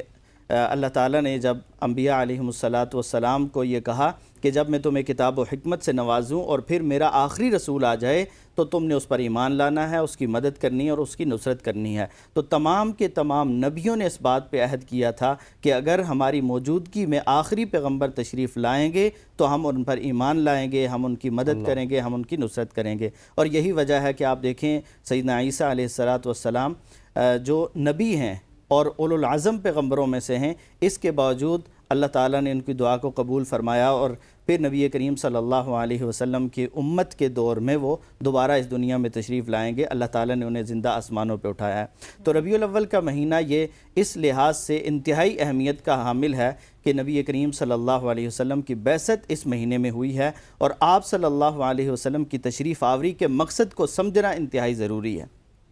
अगर हम आपके हुस्न जमाल का तज़किरा करें, जिसमें कोई शक नहीं है कि कायनात में आप जैसा हसीन व जमील कोई नहीं हो सकता। कहने वालों ने यहाँ तक कहा कि यूसुफ़ अलैहिस्सलाम का हुस्न तो वो था कि जिनको देखने वाले ईमान नहीं लाए थे, अपने हाथ काटे थे, उन्होंने उंगलियां काटी थी। लेकिन मेरे और आपके महबूब का हुस्न वो है कि देखने वाले पहले ईमान लाए और फिर उन्होंने अपनी गर्दनें कटवाई हैं, अपनी जानें कुर्बान की हैं। हुस्न यूसुफ पे कटी मिस्र में अंगुश्ते जना, सर कटाते हैं तेरे शहर तेरे नाम पे मर्दाने अरब। ऐसे ही है। तो अल्लाह के रसूल सल्लल्लाहु अलैहि वसल्लम इस महीने में तशरीफ़ लाए और वो तशरीफ़ लाए जिनके आने से बहारों में निखार आया, जिनके लिए दो जहां बने। बिल्कुल अलामा साहब, वजह वजूद कायनात, मतलब ये महीना बहुत ही ज़्यादा अहमियत का हामिल है। लेकिन जिस दौर में आप अलैहिस्सलातु वस्सलाम की मतलब आप दुनिया में आए, वो दौर बड़ा अजीब व गरीब सा दौर था, मुशरिकीन मक्का और हर तरफ फसाद का दौर था। तो कितना ज़्यादा इंपॉर्टेंट था वो वक्त और नबी अलैहिस्सलातु वस्सलाम का यहाँ दुनिया में आना? बिस्मिल्लाहिर्रहमानिर्रहीम, बहुत शुक्रिया। सबसे पहले तो मैं इस माह मुबारक की आमद पर पूरी न सिर्फ उम्मत मुसलमा बल्कि पूरी बशरियत और इंसानियत को हदिया तबरीक पेश करता हूँ। और देखिए, आपने बड़ी खूबसूरत बात की इब्तिदा में कि वजह तख्लीक़ कायनात रसूल जी। खुदावंद मुताल ने फरमाया कि लौलाक लमा खलक़तुल अफ़लाक, हदीस कुदसी में इरशाद हुआ कि ए मुस्तफ़ा, ए हबीब, अगर आप न होते तो मैं अल्लाह इस कायनात को खल्क न करता। यानी जिस मोहम्मद सल्लल्लाहु अलैहि वसल्लम के वजूद बाबरकत से अल्लाह ने इस सारी कायनात को सजाया है, اور اگر اس کائنات کا ذرہ ذرہ جلوہ گر ہے اور اگر روشن ہے، موجود ہے، تو وہ محمد مصطفیٰ صلی اللہ علیہ وسلم کے وجود بابرکت کا صدقہ ہے۔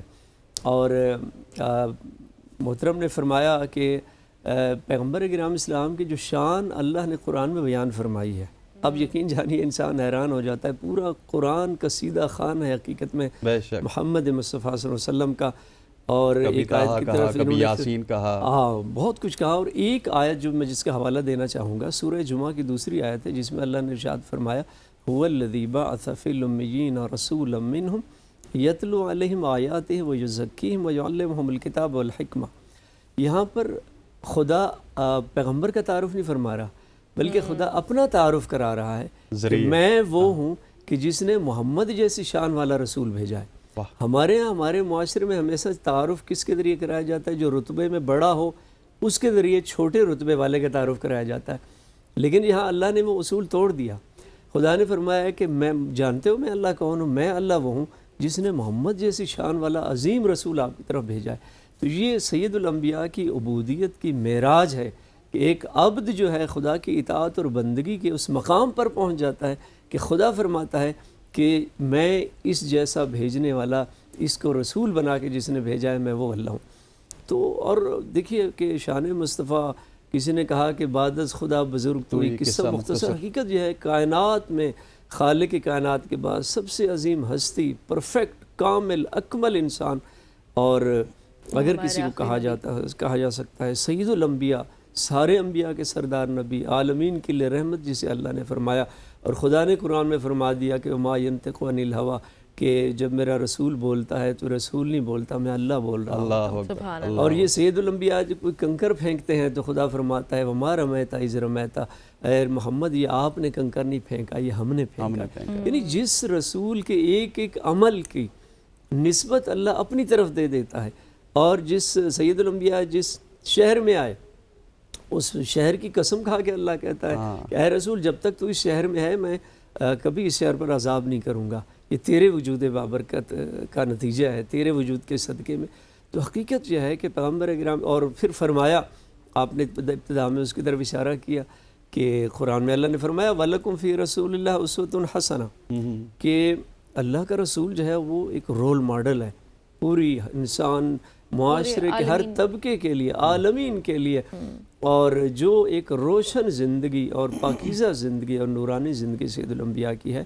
آج ضرورت ہے امت مسلمہ کو کہ اس سیرت طیبہ کے ہر پہلو سے رہنمائی لیں، اور یقین جانیے ایسا عظیم مکتب ہے اسلام کا، اور جیسے یہ اسلام کی تعلیمات پوری ضابطۂ حیات ہیں، مکمل ضابطۂ حیات ہے، کوئی زندگی کا گوشہ ایسا نہیں ہے کہ جس کی رہنمائی اسلام نے نہ کی کہ، اور پھر کوئی زندگی کا ایسا گوشہ اور پہلو نہیں ہے کہ جس کی رہنمائی سید الانبیاء نے بیان نہ فرمائی ہو، چاہے آپ کا 13 سالہ مکی دور ہو، 10 سالہ مدنی دور ہو، اور چاہے وہ جنگیں ہوں، جنگوں کے اصول جو آپ نے بتائے ہیں، اور پھر انسانیت کی تکریم اور عزت اور عالمین کے لیے رحمت ہیں، پیغمبر اکرم اسلام کی ذات گرامی، مسلمین کے لیے نہیں ہے، اور پھر آپ کے اخلاق حسنہ کے نتیجے میں جس طرح سے اسلام پھیلا ہے، اور وہ جو جاذبیت تھی آپ کے پیغام میں، یعنی یہ وہ کمال ہے انسانیت کی معراج، اور وہ اگر کہیں ہے تو سید الانبیاء کی۔ جی اچھا ریاست صاحب، چند الفاظ کے اندر رحمت للعالمین کا، سید الانبیاء کا تذکرہ کرنا یا ان کی سیرت کے بارے میں بات کرنا ناممکن ہے، لیکن ہمارے پاس وقت مختصر ہے، تو اگر آپ نبی پاک کی سیرت پر روشنی ڈالنا چاہیں کچھ الفاظ میں۔ ٹھیک، یہاں پہ جواب آپ سے بریک کے بعد لیں گے۔ خواتین و حضرات، چاہتا ہے ایک شارٹ سی کمرشل بریک کا بریک لیتے ہیں، اور پھر جب واپس آئیں گے تو نمرہ نے جو سوال کیا تھا حضرت سے اسی کا جواب طلب کریں گے۔ اسٹے ود اس۔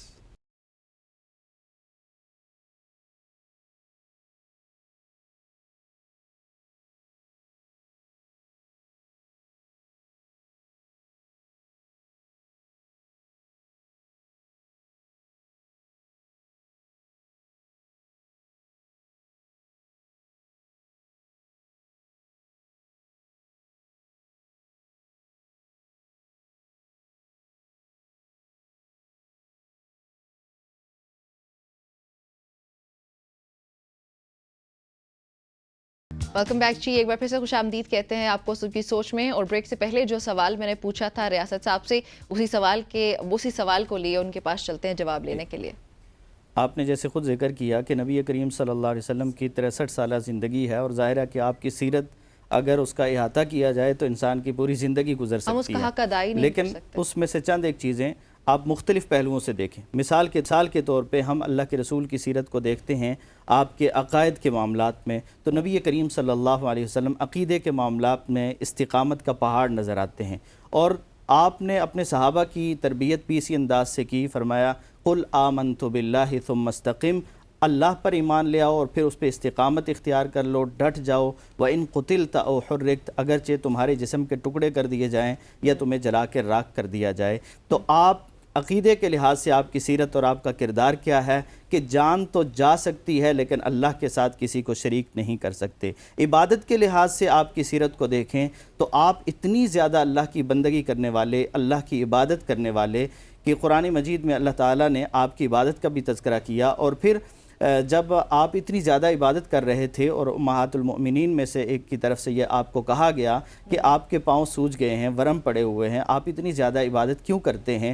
تو آپ صلی اللہ علیہ وسلم فرمانے لگے افلا اکون عبدا شکورا، کیا میں اللہ کا شکر گزار بندہ نہ بنوں؟ اگر اللہ کے اتنے احسانات ہیں تو آپ اس کائنات میں سب سے افضل ہیں، لیکن اس کے باوجود سب سے زیادہ عبادت اور بندگی کرنے والے ہیں۔ آپ کی تقوی کے لحاظ سے آپ کی سیرت کا اگر مطالعہ کیا جائے تو آپ صلی اللہ علیہ وسلم کی زبان مبارک سے یہ الفاظ ہمیں ملتے ہیں انی اخشاکم للہ واتقاکم لہ، کہ لوگوں تم بھی ڈرتے ہوگے لیکن میں تم میں سب سے زیادہ اللہ کا تقوی اختیار کرنے والا اور اللہ کا خوف رکھنے والا ہوں۔ آپ کے اخلاق اور معاملات کو اگر دیکھیں تو قرآن مجید اس بات کی گواہی دیتا ہے وَإِنَّكَ لَعَلَىٰ خُلُقٍ عظیم، کہ آپ عظیم اخلاق کے مالک ہیں، اور جن کے بارے میں آپ کے گھر سے گواہی ملتی ہے کَانَ خُلُقُهُ القرآن، کہ پیغمبر کی سیرت، پیغمبر کے اخلاق کے بارے میں پوچھنے والوں آپ کا اخلاق تو قرآن کا عملی نمونہ ہے، اور آپ کا اخلاق وہ ہے کہ آپ صلی اللہ علیہ وسلم کی گھریلو زندگی کی سیرت کو اگر دیکھیں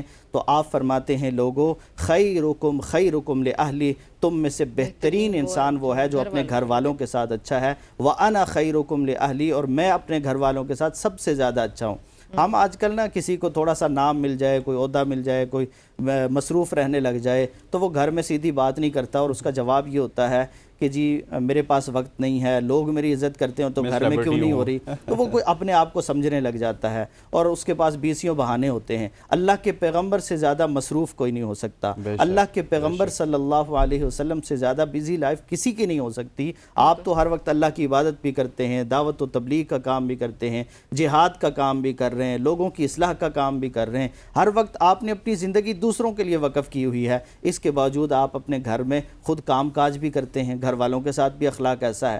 اسی طرح آپ صلی اللہ علیہ وسلم کی نماز کو اگر ہم دیکھیں، اس لحاظ سے اگر دیکھیں کہ اجتماعی آپ کی عبادات کیسی تھی، تو آپ صلی اللہ علیہ وسلم کی عبادت اور نماز کا تذکرہ کرتے ہوئے صحابی بیان کرتے ہیں رأیت رسول اللہ صلی اللہ علیہ وسلم یصلی، میں نے اللہ کے رسول کو نماز پڑھتے ہوئے دیکھا، وفی صدرہ عزیز کا عزیز المرجل من البکا، آپ کے سینے سے اس طرح آوازیں آ رہی تھی جس طرح ہنڈیا کے کھولنے میں سے آواز آتی ہے، اس میں کوئی چیز جب کھولتی ہے پک جاتی ہے اس میں جس طرح آواز پیدا ہوتی ہے، تو اللہ کے رسول کی عبادتیں بھی ایسی تھی۔ اور اللہ کے رسول صلی اللہ علیہ وسلم کی دن کی زندگی دیکھیں تو وہ بھی روشن ہے اور رات کی زندگی بھی روشن ہے، اور پھر دعوت و تبلیغ کی زندگی، امر بالمعروف اور نہی عن المنکر کی زندگی ہم دیکھیں تو اللہ تعالیٰ نے قرآن مجید میں جب پیغمبر کو یہ کہا یا ایھا الرسول بلغ ما انزل الیک من ربک، اے رسول آپ کے رب کی طرف سے آپ پہ جو نازل کیا جاتا ہے آپ اس کی تبلیغ کریں، تو پیغمبر نے اس انداز سے تبلیغ کی کہ حجۃ الوداع کے موقع پر 1.25 لاکھ کے قریب صحابہ کو مخاطب کر کے گواہ بنا کے اللہ کے پیغمبر نے پوچھا تھا حل بلغت، لوگوں بتاؤ کیا میں نے تبلیغ کر دی ہے؟ تو سب نے یک زبان کہا تھا بلغت و ادیت، اللہ کے رسول آپ نے حق رسالت کو ادا کر دیا ہے، آپ نے تبلیغ کر دیا، جو آپ کے رب کی طرف سے نازل ہوا تھا آپ نے لوگوں تک پہنچا دیا ہے۔ تو آپ کی زندگی کا ایک ایک پہلو، آپ بچوں کے ساتھ اللہ کے رسول کے اخلاق اور کردار کو دیکھیے، سیدنا حسن و حسین رضی اللہ عنہما کے ساتھ جو پیار اور محبت، رشتہ داروں کے ساتھ جو پیار اور محبت ہے، اور جو دوسرے بچوں کے ساتھ ہے، چھوٹا سا بچہ ہے آپ کے ساتھ کھانا کھا رہا ہے، بڑے بڑے لوگ کہیں چھوٹے بچوں کو اپنے ساتھ بٹھاتے ہیں، آپ کے ساتھ کھا رہا ہے اور وہ پلیٹ میں ہاتھ دائیں بائیں مار رہا ہے، تو آپ صلی اللہ علیہ وسلم فرماتے ہیں پہ صلہ رحمی اور ہر طرح سے یہ نبی کی کل بیمینک ومما یلیک، اے بچے اپنے آگے سے کھاؤ اور دائیں ہاتھ سے کھاؤ. بے شک. علامہ صاحب آپ کی طرف آتا ہوں. انہوں نے گھریلو زندگی کے حوالے سے بتایا, مجھے بہت سارے واقعات یاد آ رہے ہیں, چھوٹے چھوٹے واقعات. امام علی علیہ الصلوۃ والسلام, پھر حضرت فاطمہ علیہ الصلوۃ والسلام, ان کے درمیان کچھ ہو جاتا تھا, پھر ان سب کی کیئر کر رہا امام حسن کی, امام حسین کی. لیکن اس کے باوجود بھی میں ایک پہلو کی طرف جاؤں گا کہ مدینہ جب آپ نے ہجرت کی تو مدینہ کے حالات کوئی ٹھیک نہیں تھے. مدینہ میں وبا تھی, مدینہ میں بیماریاں تھیں, مدینہ اتنا کوئی وسیع بھی نہیں تھا جس طرح مکہ تھا. لیکن وہاں پہ بھی جا کے نبی علیہ الصلوۃ والسلام نے زندگی گزاری. اس کے بعد آج کل میں آپ کو بتاؤں, میرا جتنا بھی ایکسپیرینس ہوا ہے, مدینہ میں جا کے وہی سکون آتا ہے جو آج سے 1400 سال پہلے لوگوں کو آیا تھا. ایسے ہی دیکھیے, میرے خیال میں ظاہر ہے اس مختصر وقت میں وہ سارے پہلو جو ہے وہ تو بیان نہیں ہو سکتے. چند ایک کی طرف اشارہ ہی کیا جا سکتا ہے. خود پیغمبر اکرم اسلام کی جو سیرت طیبہ ہے, عبادت کے حوالے سے مولانا نے بیان فرمایا, کچھ ایسی چیزیں ہیں کہ جو عاجزی اور انکساری تھی بے شک حضور کی. یہاں تک کہ کہنے والے کہتے ہیں کہ جب کوئی اجنبی آتا تھا نا پیغمبر کی بزم میں, صحبت میں, جس نے سرکار کو نہیں دیکھا ہوتا تھا, اس کو آ کے پوچھنا پڑتا تھا کہ ان بیٹھنے والوں میں سے حضور کون سے ہیں. اللہ اکبر. یعنی نہ کوئی پروٹوکول, نہ اپنے لیے کوئی الگ جگہ. اور بدقسمتی سے آج کل ہمیں اگر تھوڑا سا پروٹوکول مل جائے تو ہم تو 15ویں گریڈ کا سرکاری افسر ہے, اس کے پیچھے شاید 10 گاڑیاں لگی ہوں کالے یعنی شیشوں ہم کے تو انسان کو انسان ہی نہیں سمجھتے. تو سرکار کا, ان کا حضور کا درس تو یہ ہے کہ کائنات میں خدا کے بعد سب سے عظیم ہستی ہیں اور سب سے عظیم رہبر ہیں, سب سے عظیم خدا بزرگ تو ہی, بعد از خدا بزرگ تو, انبیاء کے سردار نبی ہے, کائنات کا سردار نبی ہے.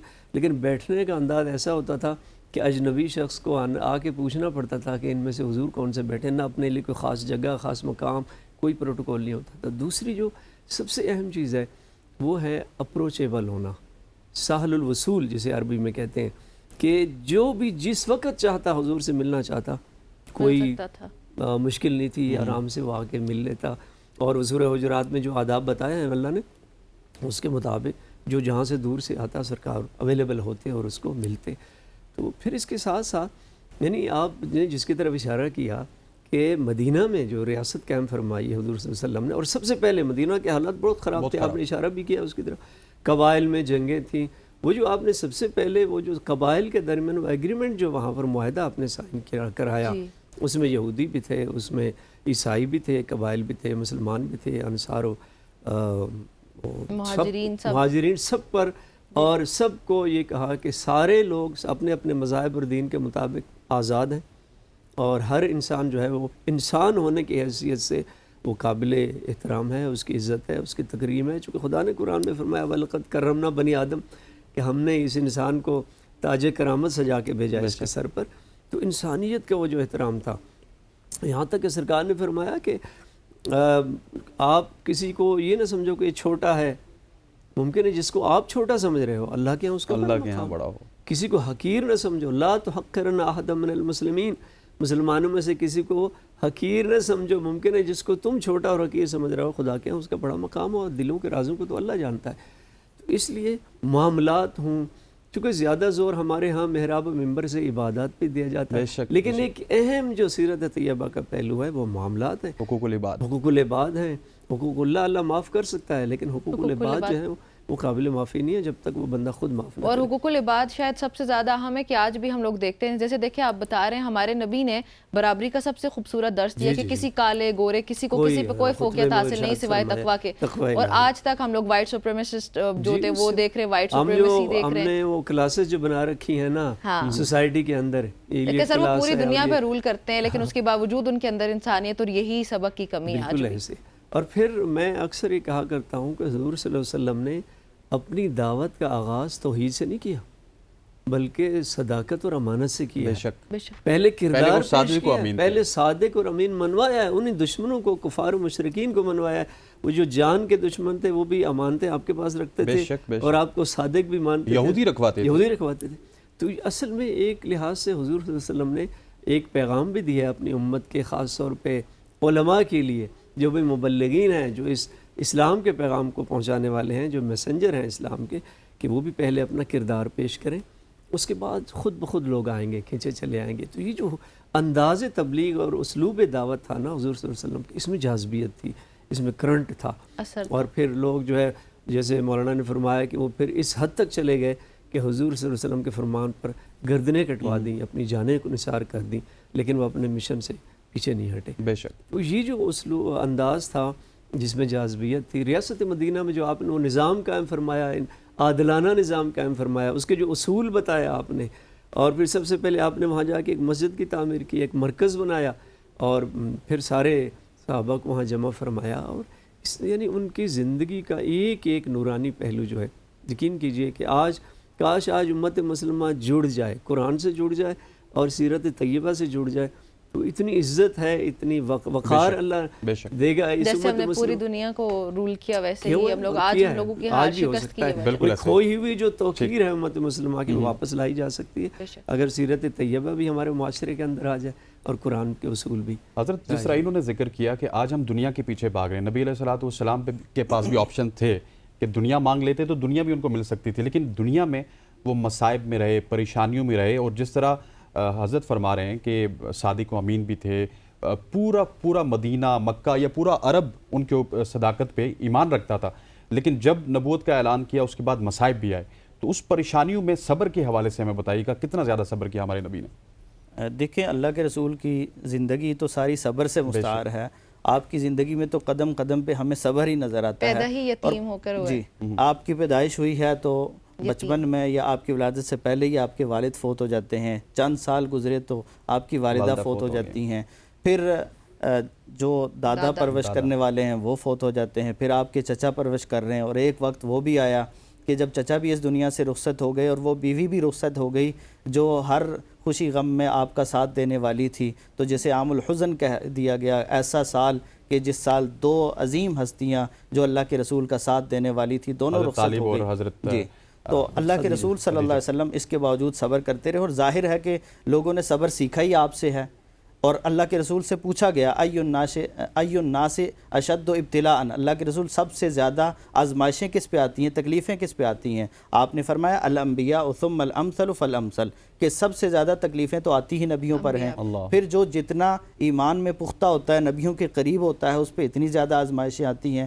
اور ان آزمائشوں پہ اللہ تعالیٰ نے پھر قرآن مجید میں اس بات کی گارنٹی بھی دی ہے نا، فرمایا والعصر ان الانسان لفی خسر، زمانے کی قسم انسان خسارے میں ہے، سارے کے سارے انسان خسارے میں ہیں، الا الذین آمنوا وعملوا الصالحات وتواصوا بالحق وتواصوا بالصبر، سوائے ان لوگوں کے جو ایمان لائے، عمل صالح کرتے رہے، اور ایک دوسرے کو صبر کی، ایک دوسرے کو حق کی تلقین کرتے رہے اور صبر کی تلقین کرتے رہے. یہ تو لازم بات ہے کہ جب آپ کسی کو حق کی بات پہنچائیں گے تو آپ کو گالیاں سننی پڑیں گے، آپ کو ستایا جائے گا، آپ کو تکلیفیں پہنچیں گی. میں اور آپ کس باغ کی مولی ہو سکتے ہیں؟ میرے اور آپ کے محبوب سے اچھا اخلاق کسی کا نہیں ہے، اچھا کردار کسی کا نہیں ہے، اور کسی لحاظ سے کوئی کسی ایک چیز میں بھی آپ سے آگے نہیں ہو سکتا. اس کے باوجود جب آپ کے ساتھ یہ معاملہ ہوا ہے کہ وہی لوگ جو ایک لمحہ ابھی علامہ صاحب جیسے ذکر کر رہے تھے نا، جب اللہ کے رسول کو حکم ہوا وَأَنذِرْ عَشِيرَتَكَ الْأَقْرَبِينَ، اے پیغمبر اپنے رشتہ داروں کو ڈرائیے. آپ فاران کی چوٹی پہ کھڑے ہوئے اور آپ نے لوگوں کو بلایا، اپنے رشتہ داروں کو بلایا کہ آؤ، اور سب سے پہلے اپنا کردار پیش کیا کہ میں نے تمہارے اندر 40 سال کی زندگی گزاری ہے، بتاؤ تو صحیح کیف وجدتمونی، تم نے مجھے کیسا پایا ہے؟ تو سب نے کہا تھا ما وجدناک الا صادقا و امینا، ہم نے آپ کو صادق و امین پایا ہے. اور اللہ کے رسول نے کہا ہاں اگر میں تمہیں بتاؤں کہ اس پہاڑ کے پیچھے سے کوئی لشکر حملہ کرنے والا ہے، بات مانو گے؟ کہا کیوں نہیں مانیں گے، کبھی آپ نے جھوٹ بولا ہی نہیں ہے. کہا اپنی آنکھوں سے دیکھ کے آؤ، نظر نہ آئے پھر بھی مانو گے؟ کہا پھر بھی اپنی آنکھوں کی تکذیب کر سکتے ہیں لیکن آپ کی بات کی تکذیب پورا نہیں کر منظر سکتے. نامہ بنایا نا. جی، اور پھر اگلے ہی لمحے جب اللہ کے رسول نے کہا نا یا ایھا الناس قولوا لا الہ الا اللہ، لوگو اللہ پر ایمان لے آؤ، اللہ کی توحید کو مان لو، تفلحوا، کامیاب ہو جاؤ گے، تملک العرب والعجم، دنیا اور آخرت کی کامیابی چاہتے ہو، عرب و عجم کے مالک بن جاؤ گے. تو اسی لمحے آپ کا چچا ہی، کہنے میں رشتے میں تو آپ کا چچا ہی تھا، اور کھڑا ہوا اور کہنے لگا تب لک یا محمد الہذا جمعتنا، اے محمد تیرے ہاتھ کیوں نہیں ٹوٹ گئے؟ کیا یہ بات کہتے ہوئے اس کی زبان شل نہیں ہوئی؟ یہ بات کہی کہ اے محمد تیرے ہاتھ نہیں ٹوٹ گئے، تو نے ہمیں اس لیے جمع کیا تھا، لیکن آپ نے پھر بھی صبر کیا، آپ نے نہیں جواب دیا. آپ نے یہ نہیں کہا کہ تو کون ہوتا ہے میں کون ہوں، بلکہ اللہ نے قرآن بنا کے نازل کر دیا تبت یدا ابی لہب وتب. تو قرآن نے اللہ کے رسول کی طرف سے جواب دے دیا.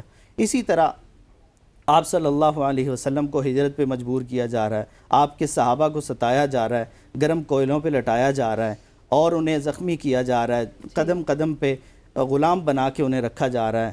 اللہ کے رسول کو اجازت مل گئی، آپ نے یہ نہیں کہا کہ ان سب کو ستیہ ناس کر کے، ان کو تہس نہس کر کے یہاں سے چلے جاؤ، بلکہ آپ چپکے سے اللہ کے حکم پہ ہجرت کر کے چلے گئے۔ پھر ایک وقت وہ آیا کہ جب فتح مکہ کے موقع پر سارے لوگ آپ کے سامنے، آپ کو ستانے والے، آپ سے جنگیں کرنے والے، آپ کو ہجرت پہ مجبور کرنے والے سارے سامنے ہیں، لیکن سب کو معاف کر دیا۔ جب ایک آواز یہ سنائی دی، الیوم یوم الملحمہ، کہ آج جنگ کا دن ہے، آج بدلے کا دن ہے، تو آپ صلی اللہ علیہ وسلم نے کہا نہیں، آج بدلے کا نہیں، الیوم یوم المرحمہ، آج تو رحم کا دن ہے، آج تو معافی کا دن ہے۔ علامہ صاحب ایک منٹ کے اندر اگر آپ کچھ ایڈ کرنا چاہیں تو پلیز۔ میں صرف آپ نے ابتدا میں ایک بات کی تھی کہ وہ مکہ کا معاشرہ کیسا تھا، کہ آپ تھوڑا سا، چونکہ وقت کم ہے، وہ معاشرہ ایسا تھا، اچھا وہ ابھی بھی سخت ہے، ابھی بھی ایسی ہے، اس کے اثرات ہیں، اور کفار و مشرکین کا وہ معاشرہ کہ جس میں لڑکیوں کو زندہ درگور کیا جاتا تھا، یعنی آپ اندازہ لگائیے کہ اسی معاشرے میں سرکار نے اپنی بیٹی حضرت فاطمہ الزہرا کو جو تکریم دی ہے، جو عزت دی ہے،